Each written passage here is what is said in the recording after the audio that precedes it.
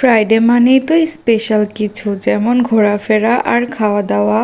কে আমাদের জন্য কক্সবাজারের আচার আর শুটকি নিয়ে এলো। একটা প্রবাদ আছে, বাঘে মহিষে নাকি এক ঘাটে জল খায়। আমরা জল না খেলেও একসাথে বসে চাইনিজ খেয়েছি, একটু মজা করলাম আর কি। আসসালামু আলাইকুম অ্যান্ড হ্যালো এভরিওয়ান, কেমন আছেন আপনারা সবাই? আশা করছি যে যেখানে আছেন খুবই ভালো আছেন। আমিও আলহামদুলিল্লাহ খুবই ভালো আছি। তো ফ্রাইডেতে আমরা গিয়েছিলাম একটা রুফটপ রেস্টুরেন্টে। রেস্টুরেন্টটা মোটামুটি ভালোই ছিল দেখতে, বাট মনে হয় রেনোভেশন অনেক আগে করিয়েছে, একটু পুরানো হয়ে গেছে আর কি। যেহেতু এটা একদম খোলামেলা ছিল তাই খারাপ লাগেনি, বেশ ভালোই লেগেছে। এটার মধ্যে ভিতরে বসার জন্য জায়গা ছিল, আবার বাইরে বসার জন্য জায়গা ছিল। মোটামুটি সিটিং এরিয়াটা বেশ বড়সড় ছিল। এখানে দাঁড়িয়ে মনে হচ্ছিল পুরো শনিয়ারটা দেখতে পাচ্ছি আমি। কত সুন্দর আমাদের ঢাকা শহর, তাই না? একদম ব্যস্ত একটা শহর। তো আনন্দের মাঝে একটা দুঃখজনক বিষয় হলো, এই রেস্টুরেন্টটা ছিল 11 তলায়, আমরা গিয়ে দেখি লিফট বন্ধ। তাও ভাবলাম নিয়ত যখন করেছি এটাতেই যাব, তাই অনেক কষ্ট করে 11 তলায় উঠেছি। প্রথমে আগে ভালো করে ঘুরে রেস্টুরেন্টটা দেখে নিলাম। মোটামুটি ভালোই সুন্দর ছিল, কিন্তু একটু পুরনো হয়ে গেছে, যেটা বললাম আর কি। এটা ছিল ভিতরের এরিয়াটা। এখানে আবার একটা বাঘ মামাও আছে। হঠাৎ করে দেখলে যে কেউ ভাববে এটা বাস্তবে একটা বাঘ বসে আছে।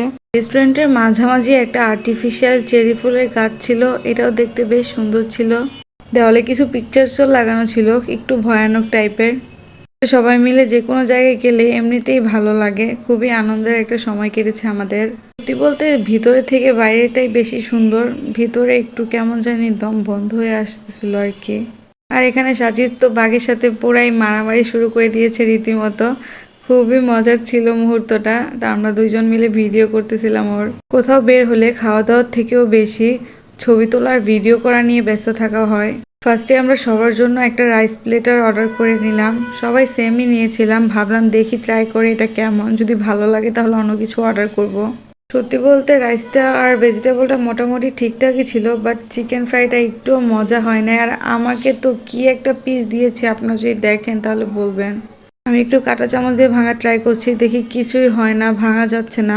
পরে যখন উপরে কোটিংটা সরিয়েছি দেখি ভিতরে এই খাঁচার হাড্ডিটা দিয়ে রেখেছে, আর কিচ্ছু নেই এর মধ্যে।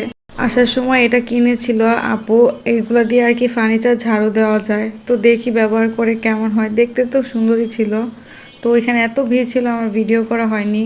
সাথে মাসফিরের জন্য একটা দোলনা কিনেছিল। মাসফিরের আব্বু মাসফিরকে একটা দোলনা কিনে দিয়েছিল এর আগে, মাসটেলা।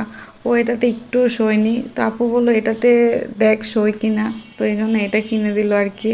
আমার ভাসুর কক্সবাজার গিয়েছিল, তো উনি আসার সময় কিছু আচার আর শুটকি নিয়ে এসেছিল কয়েক রকমের, তো আপু এটাই আমাকে দিয়ে গেল আর কি।